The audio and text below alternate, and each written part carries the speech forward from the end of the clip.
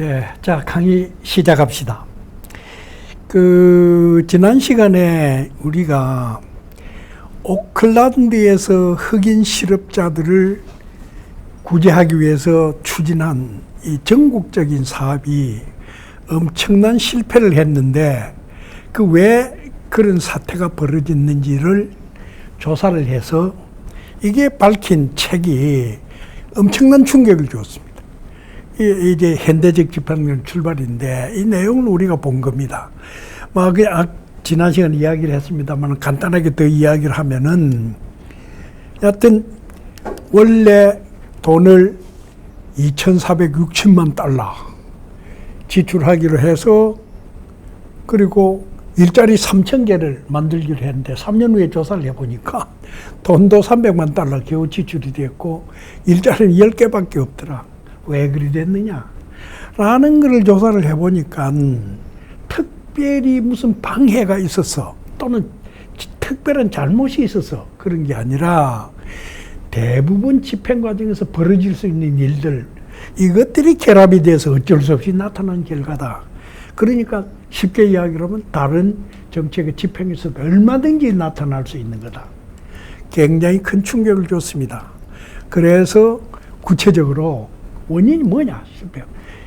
참여자와 참여기관이 너무 많아가지고 이 사람들이 각각 의사결정점을 가지고 의사결정을 하는데 그게 비토포인트 역할을 했다. 각각 너무 참여자가 많다 보니 비토포인트가 엄청 많아졌다. 그리고 시간이 조금 흐르면서 이 참여자들 중에 변화가 자꾸 일어나. 특히 이 현장의 담당자들 교체를 하면은 이게 치명적이 된다. 근데 제일 중요한 내용이 마지막인데 이게 오늘 강의 이제부터 본격적으로 시작할 겁니다.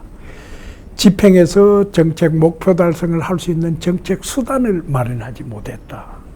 무슨 이야기냐 하면은 방금 이야기했던 엄청난 돈을 들여서 항만시설, 그 다음에 비행기 경납고 만들고 이런 것들이 그래서 돈을 풀면서 실업자를 구제를 하면은 그러면은 거기에 돈 나갔던 돈으로 월급을 받은 실업자들이 또 그 돈을 가지고 물건을 사고 하면 수요가 증가해가지고 우리가 흔히 말하는 승수 효과입니다. 케인즈 이론에 따르면은 그래가지고 그게 지역 경제를 활성화를 시켜서 전체적으로 경제도 활성화되고 또다시 실업자 구제도 될 거다. 이런 식의 논리를 가지고 추진했습니다. 이게 바로 루즈벨트 대통령이 테네시 계곡 개발위원회 TBA에서 거기에서 투자를 해가지고 공공투자를 해서 뉴딜 정책을 가지고 대공황을 극복을 했는데 그 논리를 그대로 여기에 적용을 한 겁니다. 근데 문제는 어디 있었느냐 하면은 즉 수요가 부족해서 발생한 불경기 실업자 구제를 위한 논리인데 오클랜드는 그때 당시 경기가 호경기였다. 단지 흑인들만 실업자들이 굉장히 많았다. 다른 말로 바꾸면은 여기에 돈을 풀어봐야 경기에 크게 영향을 주거나 그런 것도 전혀 없었다. 그리고 이런 식으로 추진을 하는 논리를 왜 이렇게 추진을 했느냐 하면은 알고 보니까 주간 부서가 이걸 ODA라는 조직이 담당을 했는데 거기에서 뭘 주로 맡았느냐 하면은 아팔라치안 산맥 근처에 있는 중소도시들에서 실업자 구제 대책, 그걸 주로 담당을 했습니다. 거기에서는 이 뉴딜 정책의 논리가 그대로 적용이 됐습니다. 그래서 그 논리가 그대로 적용될 거로 믿고 여기 와서도 했다. 해놓고 보니 아니더라. 이게 결정적으로 큰 실패의 원인이 됐다라는 겁니다. 근데 어쨌든 간에 전반적으로 보면은 이런 식으로 정책 실패 나타나는 것이 1960년대 광범위하게 나타났습니다. 광범위하게 나타나가지고 많은 문제가 일어났는데 여하튼 그 원인을 보면 이렇습니다. 막연한 짐작, 탁상공란 여기에 의해서 논리를 만들어가지고 그래가지고 현장에서 되겠지 하고 이런 식으로 정책을 결정을 하다 보니까 자연히 이런 식의 현상이 나타난다. 그리고 말하자면 무수한 참여자가 등장하는 게 미국식 다원론 체제입니다. 이 다원론 체제에서 무수한 참여자가 개입을 하다 보니까 거부점이 무수하게 많아져. 근데 이걸 뚫고 나간다는 건 진짜 이 사람들이 이런 이야기 했습니다. 머들링 스루. 진흙탕을 이렇게 가벼운 몸으로 이렇게 진흙탕 속에서 이렇게 걸어 나가는 걸 머들링 스루 그럽니다. 머들링 스루 그러는데 이게 점정주의적 결정이라는 게 이런 거다. 머들링 스루다. 라는 이야기를 하는데 실제로 이런 식으로 비틀거리면서 거부점을 헤치고 나가려고 그러니 이게 성공할 가능성이 희박하다. 이래서 이 연구가 발표되면서부터 무수한 사람들이 야 그러면은 어떻게 하면 집행을 성공시킬 수 있느냐 연구를 할 수밖에 없습니다. 왜 그러냐? 정책 결정하느라고 치고받고 싸우면 그냥 해가지고 겨우겨우 정책을 결정을 했는데 해놓고 뭐 집행이 안 되더라. 또 집행에서 실패해버리더라. 그럼 무슨 의미가 있느냐? 그때까지 노력한 게. 그래서 이제 연구를 된 걸 정리를 해보니까 크게 두 가지 연구가 이루어졌어요. 두 가지 방법. 하나는 상향식, 하향식 접근법이고 또 하나는 상향식 접근법. 톱다운 어프로치. 근데 양자를 통합하는 이론도 등장했어요.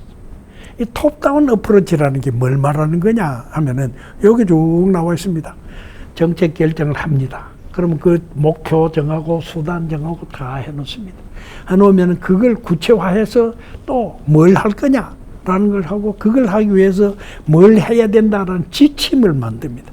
그러니까 차곡차곡 만들어 현장에서 근무를 받아가지고 현장에서 집행을 해나가고 실현을 시켜나가고 이거를 말하자면 행정 조직으로 보면은 저 장관에서부터 차관 이래가 쭉쭉쭉쭉 내려와서 제일 말단까지 내려와서 이 말단 현장에서 하는 이런 식으로 행정 조직의 위에서부터 밑으로 내려오면서 이루어지는 일들 그걸 체크를 해가면서 뭔가 잘못된 일이 벌어지면은 그거 고치는 식으로 연구를 한 게 하향식입니다.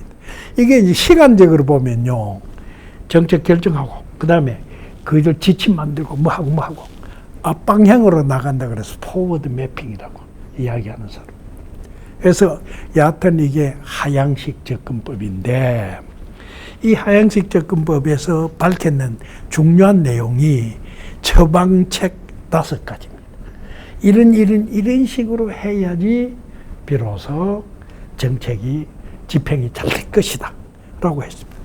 이 5가지는 상당히 중요한 이야기입니다. 첫째, 정책 결정을 할 때 타당한 인가 이론에 입각한 수단을 선택. 무슨 말이냐? 아까 이야기한 그런 실패를 하면 안 된다. 말하자면은 흑인들한테 취업기회를 만들어주기 위해서 했는데 뉴딜 정책 하던 그런 이론 가지고 여기에 갖다 대니까 안 되더라. 안 되더라. 그런 이야기를 이래서요, 현실에서 진짜 통하는 이론을 가지고 해야 된다. 그게 현실에서 통한다라는 에비던스, 증거가 있어야 된다. 그 증거 있는 정책을 만들어야 된다. 이거를 갖다 흔히들 에비던스 베이스드 팔리시 메이킹 그런 식으로 해요. 에비던스가 있는 정책 결정입니다. 이게 굉장히 중요하다라는 거예요. 두 번째, 대상 집단이 잘 따라와 줄 수 있도록 수능을 이렇게 극대화할 수 있는 조치를 해야 된다. 그러려면은 정책 지침도 명확해야 되고, 정책 집행 기관에 대해서 재정적인 기술적인 지원도 해줘야 되고, 그 다음에 참여자들이 있으면 참여도 보장을 해줘야 되고, 이런 것들을 쭉 해줘야 된다. 세 번째로, 유능하고 헌신적인 집행 관료가 집행을 책임을 져야지, 잘 모르는 친구들이 와가 벙벙거리고 다니니까 도저히 안 된다. 그리고 책임자를 변경시키면 안 된다. 할 때는 계속 동일한 책임자가 쭉 끌고 나가야 된다. 가급적이면 참여자들 중에서도 변경이 없어야 된다. 당연히 나오는 이야기.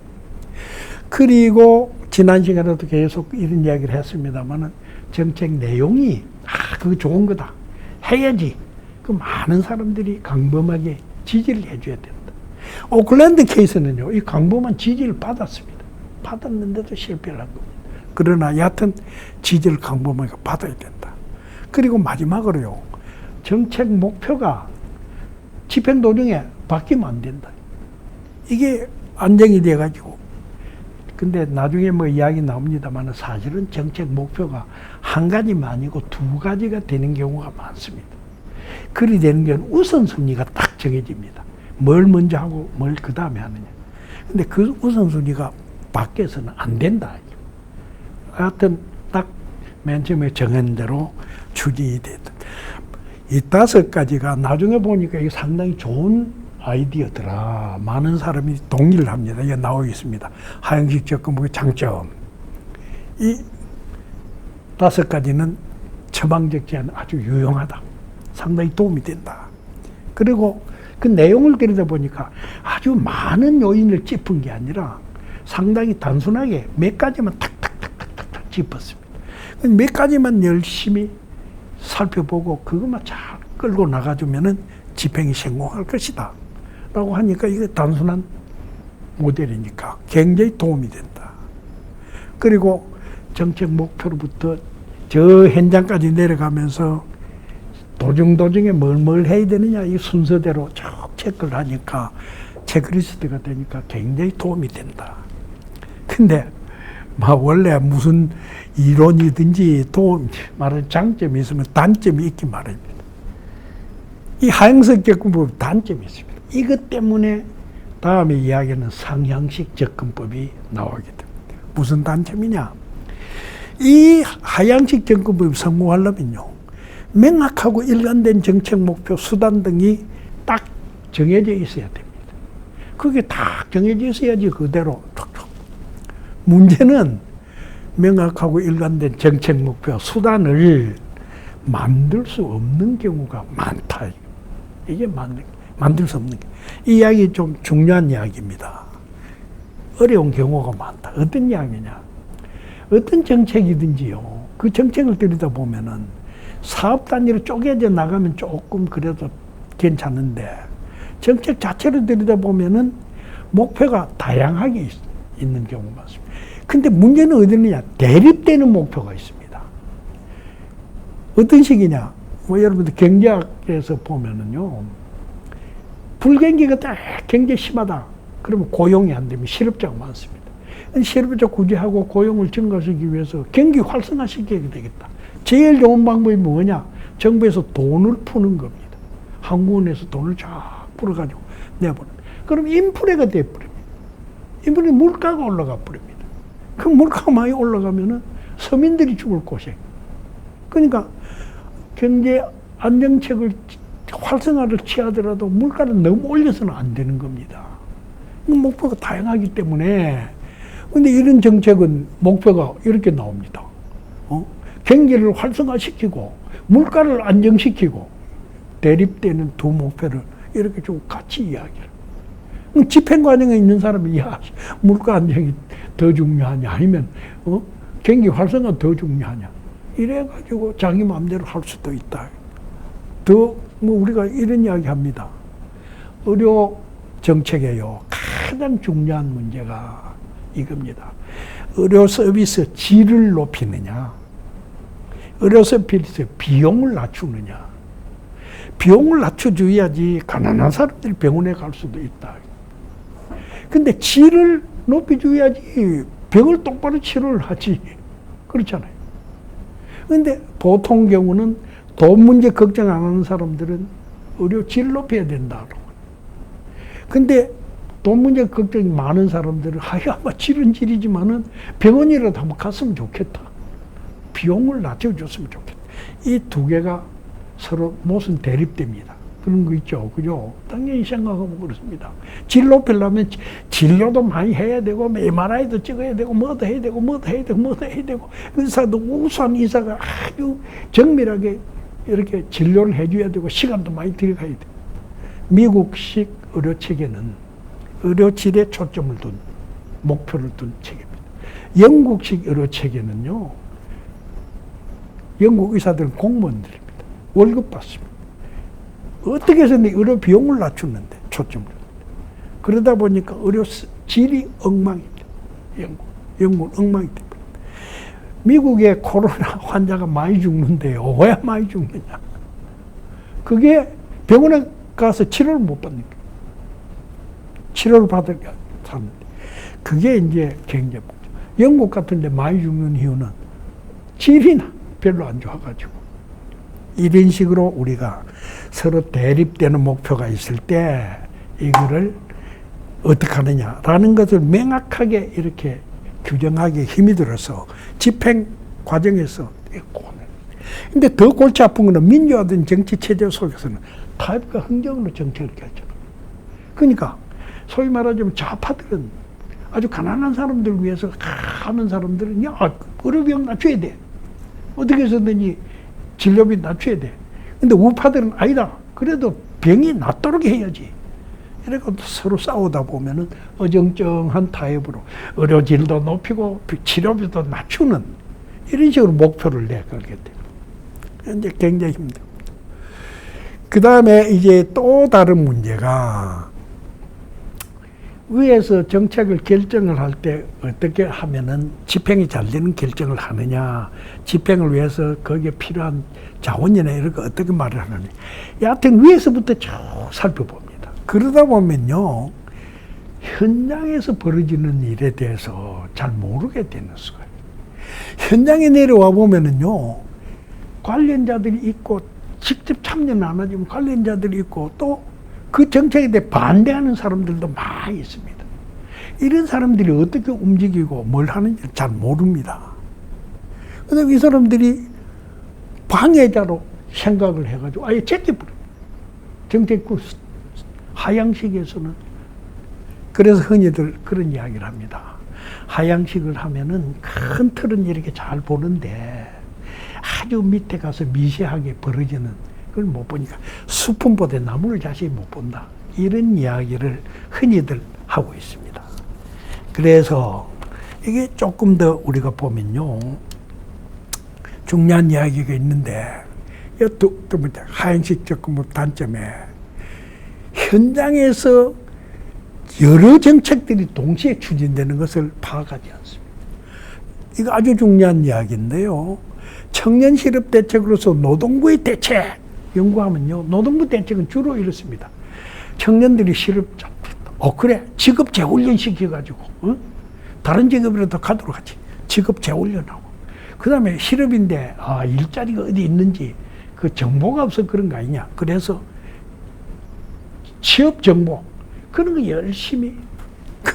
노동부에서 주로 실업 대책을 하면은 그런 거를 주로 합니다. 그러나, 사실은 그보다 더 중요한 게 지식경제부나 중소기업청 같은 데서 어떻게 하느냐. 아니, 지방에 중소기업들을 지원을 해서 거기에서 활성화가 되면 이 친구들이 이렇게 취업을 시킨다. 채용을 한다. 대학생들은 뭐 채용을 한다. 그러니까 중소기업을 지원을 하고 활성화하자. 이런 것들 말이야. 그리고 일자리 만들기 위해서 여러 또 다른 것들을 산자부에서는 생각을 합니다. 그런 것들을 말하자면 노동부에서 추진하고 있는 청소년 실업 대책은 못 보는 겁니다. 그게 어떻게. 그리고 혹시 취업이 잘 되면요, 자기들이 일 잘해서 취업된 걸 합니다. 실제로는 보면은 중소기업에서 기업 활성화를 해가지고 취업이 되고 하더라도, 그래서 자기들이 잘해서 한글로, 이거 왜 넘어가 버렸네. 이거 조금만 더 봐야 돼. 자, 그래서 이런 식의 단점이 있다. 이걸 극복하기 위해서 상향식 접근법이 나왔습니다. 상향식은요, 정반대로 집행 현장부터 열심히 살펴봅니다. 열심히 살펴봅니다. 집행 현장에 뭐가 문제가 있다. 야, 이 문제가 왜 발생했을까? 그러면, 야, 그 위에 단계에서 결정할 때 뭔가 잘못 결정했다. 왜 지시가 이렇게 내려왔다. 그럼 그 위에 단계에서 왜 이런 지시가, 엉뚱 지시가 내려왔냐? 그럼 또 그 위에 올라보면은 그 위에 단계에서 이런 지시가 내려와서 이렇게 하자고 그래서 이렇게 됐다. 이런 식으로 현장에서 발생하는 문제를 가지고 그 원인을 찾아서 위로 거꾸로 올라갑니다. 시간적으로 보면은 백워드 매핑. 그 다음에 우리가 조직 계층으로 보면은 하층부에서 위로, 상층부로 올라갑니다. 상향해가 올라갑니다. 보텀업 어프로치라. 이야기를 합니다. 그래서 얕은 집행 현장에 벌어진 일들이 어떤 일들이냐, 이게 초점을 두고 열심히 살펴보는 게 우리가 상향식 접근법이다 라고 이야기를 합니다. 상향식 접근법에서 주로 연구를 하는 것은 일선 관료들이 어떤 행동을 하고 있느냐, 왜 그런 행동을 하느냐, 그 현장에서 원인이 뭐다, 그 다음에 이걸 일으키게 된 위에서 결정이 뭐가 잘못돼서 이렇게 된, 이런 식으로 하는데 일선 관료들의 행동, 그 다음에 뭐 이 사람들이 조직 운영 절차, 이런 것들, 제일 중요한 게 이런 겁니다. 일선 관료에게 필요한 전문성과 재원, 재량권이 충분히 있느냐, 이걸 현장에서 열심히. 대부분의 경우는 해보면요, 전문성이 있어야 되는데 없는 친구들이 와서 뭐 일을 한다든가, 돈이 너무나 없어가지고 쩔쩔맨다든가, 그죠? 경찰이 수사를 하려고, 그 다음에 경찰이 순찰을 하려고 그래, 순찰자가 없다. 그래가지고, 그럼 수사하려고 들어가 보면 수사 비용이 너무 없어가 저녁 때 내가 배가 고파가지고 더 이상 활동 못 하는, 라는 식의 이야기들이 자꾸 나오게 됩니다. 이게요, 이렇게 됩니다. 차상위에 좀 올라가면 이런 수가 있습니다. 현장에서 말하자면 노인네들, 아픈 사람들을 이렇게 돌보미 일을 하고 있는데, 그런 사업을 하는데, 또는 현장에서 청소년들 상담을, 불량청 상담을 하는데 전문가가 필요하잖아요. 전문 용어는 부족한데 그냥 일용직으로 그냥 와가지고 잠깐 일하는 인턴들만 수북하게 많이 있어가지고, 현장에서 쳐다보면 야, 인턴 확 줄이고 전문 용어 늘렸으면 좋겠다. 왜 이런 식으로 결정이 이루어졌느냐? 왜 어디서 이게 결정이 됐어? 국장한테 결정이 내려왔다. 국장한테 알아보니까 장관이 지시를 내렸는데 인턴을 좀 많이 쓰라고 그러더라. 왜 그랬느냐? 총리가 요즘 전체 실직자가 너무 많아가 대졸생들이 인턴이라도 좀 내보내야지 이게 이 실직자 문제 해결을 하겠다. 그러니까 그 목적을 위해서 인턴 많이 쓰라고 그러니까 장관이 명령 받아와가지고, 야, 우리 상담하고 하는데 뭐 구태의 전문가 많이 쓰냐? 전문가 몇이 쓰고 인턴들도 좀 써라. 이런 식의 현상. 이게 말하자면은 이런 겁니다. 말단 집행부로부터 출발해가 차상 계층으로 자꾸 올라가면서 왜 이런 식의 현상이 벌어졌느냐. 이게 막 보텀업 어프로치가 소위 밝혀내는 방식입니다. 그래서 뭐 주로 연구하는 대상은 보면 다양한 참여자 파악하고 일선 친구들이 어떤 목표나 행동 전략을 가지고 있느냐, 그리고 이 친구들이 막 어울려서 집행 주체하고 이루어진 집행 네트워크도 파악하고, 여튼 현장에서 벌어지고 있는 여러 가지 일들을 자세히 체크를 해가지고 거기에 맞추어서, 즉 말하자면 현장 문제를 해결할 수 있는 식으로 집행을 하도록 노력을 하는 겁니다. 자, 그런데 이게 장점이 여러 가지가 있는데 그 중에 몇 가지, 특히 현장에 가보면요, 똑같은 정책이 집행이 되고 있지만 똑같은 목적을 가지고 정책이 다양한 정부 조직에서 추진을 하거나 하는 게 현장에서 동시에 막 이루어지고 있습니다. 집행 관료가 어떤 경우는 한 가지 일만 하는 게 아니라 다른 여러 기관에서 지시를 내린 걸 받아가지고 하는 경우도 많습니다. 예를 들어 이야기를 하면 이런 겁니다. 공해 억제 정책의 집행을 들여다보니까 공해 억제를 하기 위해서 공기 오염시키는 거 막기 위해서 이걸 환경시에서 어떻게 하느냐. 공기 오염을 시키고 있는 공장에 연기 뿡뿡뿡 거 있는 거, 그럼 막 조사해가지고 어느 정도 뭐가 이상되면은 처벌한다 그러고 가서 경고도 하고 그래가면서 감독하고 막 그럽니다. 근데 그게 잘 되느냐? 집행이 잘 되느냐? 한참 연구를 하다 현장에 가 보니까요, 실제로 그 공해 억제 정책이 아니라 정부에서 에너지 정책, 에너지 가격, 쉽게 이야기를 하면은 석탄 가격을 되게 높여버렸다. 또는 석유 가격을 높여버렸다. 그러면 그거 못 씁니다. 현장에서. 무슨 말이냐. 석탄을 함부로 막 떼가지고 연기 뿜뿜 내는 거예요. 정부에서 에너지 정책의 일환으로 석탄 가격을 올려버립니다. 못 쓰게 되는 거예요. 안 쓰게 됩니다. 이런 식으로 실제로 조사를 해보니 이런 경우가 많더라입니다. 환경부에서 공해 억제를 위해서 막 애를 쓰고 있는데 알고 보니까 그거보다는 오히려 에너지 정책을 담당을 하는 산자부에서 에너지를 가격을 어떻게 하느냐 거기에 따라서 되더라. 이런 것이 하향식 연구를 해갖고는 모른다. 밑에 현장의 밑바닥에서 벌어지는 일을 열심히 살펴보면은 이런 것들을 파악을 할 수가 있다.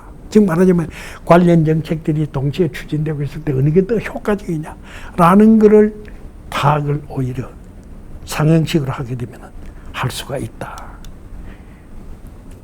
마찬가지로요. 집행 현장에서 보면은 민간 조직 또는 시장이 어떤 역할을 하느냐 이 정책에 시장이 그러니까 우리가 흔히들 시장의 역할을 강조를 하는데 정부에서 막 열심히 일하는 것보다 시장이 어떻게 잘 돌아가주면 돼요. 그래서 이제 정부 프로그램 역할 이런 것들을 객관적으로 참 파악을 좀 할 수가 있다. 위에서부터 밑으로 내려오는 거는요. 아까도 그 이야기 나온 대로 그 정책이 효과 나면 그 정책 때문에 효과 난 걸로 합니다. 생각을 해보면 아까 이야기는 그렇습니다. 공해 억제를 한다고 막 애를 썼는데 산자부에서 환경처가 아니라 산자부에서 석탄 가격 올려버린다. 그럼 공장에서 석탄 못 쓰게 된다. 공기가 많이 깨끗해. 환경처에서는 자기들이 잘해서 된 걸로. 응? 생각을 이거 보세요. 하향식에서는 초점을 둔 정부 정책 효과를 과대평가. 자기들이 잘해서 된 걸로. 그런 식으로 생각을 합니다. 생각을 하는데 실제로 객관적으로 보면 그렇지도 않다. 그 다음에 효과나 부작용도 파악을 할 수가 있다. 뿐만 아니라 현장에서 움직이고 있는 참여자들이 각각 어떤 식으로 이 정책에 대해 생각을 하고 자기들이 이 정책에 대해서 어떻게 대응하려고 그러는지 전략이 뭔지 그런 것들도 자세히 파악을 할 수가 있다. 현장을 완전히 파악을 할 수가 있다. 그래서 우리가 생각을 해보면은, 그래, 이 말도 맞습니다. 그러니까, 우리가 이때까지 보면 이렇습니다. 그래, 하향식도 필요하고, 상향식 연구도 필요하다. 그렇게 됩니다. 나중에 이게 통합 이론이 나오게 됩니다. 그런데, 하향식이 이렇게 상향식이 좋은 점만 있는 게 아니라, 이것도 역시 나쁜 점도 있다. 어떤 거냐? 상향식의 못한 점, 나무는 보되 숲을 보지 못한다. 집행관리에 초점을 맞추니까 집행에 영향을 미쳐 거시적 틀을 보지 못한다. 아까 그런 겁니다. 바로 현장에 보니까 인턴 수북이 있는데 전문가가 없다. 야씨 왜 이래 이거. 전문가 좀 많이 보내주지 라고 했는데 알고 보니까 정부 전체 움직임이 청소년들 특히 대학 졸업생들 취업이 너무나 안 되니까 모든 프로그램에 인턴을 대폭 늘려라. 그럼 말하자면 거시적 틀입니다. 전체. 그건 현장에서 아무리 봐도 보이지 않습니다. 현장에서 볼 수가 없습니다. 그죠? 보면 이거 정말 바보 같은 상관들이 있어가지고 엉터리를 했다라고 생각을 하지만은 근데 거시적 틀에서 그렇게 됩니다. 이래서 그러다 보니까 이런 겁니다. 거시적 틀, 정책 결정에서 공식적 권한 이런 것들을 다 무시됩니다. 그 얼마만큼 정책 결정을 할 수가 있고 어떤 건 못하고 할 수 없이 받아들이고 이런 것들을 모르게 됩니다. 그래서 여하튼 상향식만 보면 이런 거 모릅니다. 하향식을 봐야지 이제 이런 걸 알 수가 있는 겁니다. 그 다음에 이 맨 마지막 이야기가 아주 재밌는 이야기입니다. 현장을 막 중시해가지고 현장을 보고 현장에서 벌어진 문제를 해결하자. 이래 되니까요. 집행지상주의에 빠져 정책 목표를 결정합니다. 유명한 이야기 있습니다. 철도 문제는 철도 정소원에게 맡기고 광산 문제는 광부에게 맡기자. 노동조합에서 대표적으로 주장하는 겁니다. 그러면 어떻게 됩니까? 철도 정소원에게 맡기면 그래 편할 대로 자기들 편할 대로 근무 시간도 적당히 하고 그 다음에 서비스도 막 적당한 정도로 하고 말하자면 운임은 좀 높게 받고 그렇게 할 거 아니에요. 철도가 국가적인 공기업으로서 해야 될 목표가 뭔데? 그렇잖아요. 그죠? 이 공공 서비스를 될 수 있는 대로 값싸게, 될 수 있는 대로 많은 사람들에게 혜택을 줘야 되는 건데, 그 목표는 잊어버리고 자기들 편할 때. 광산에서 강부들이, 야, 우리 좀 편할 대로, 뭐 하자. 그럼 또 광산이 소위 운영되는 목표를 잃어버려요. 이런 식으로 현장 집행지상주의 빠지면은 이게 말하자면은 근본 목표를 잊어버리는 그런 경우가 있다. 그래서 이제 한마디로 이야기를 하면은 우리가 아까 이야기한 대로 하향식하고 상향식하고 다 이렇게 같이 묶어야지 될 것이다. 이게 나중에 우리가 다음 시간 마지막 쯤에 이 통합에 관한 이야기를 할 겁니다. 통합이 어떻게 될 것이냐. 자, 오늘은 여기까지 합시다.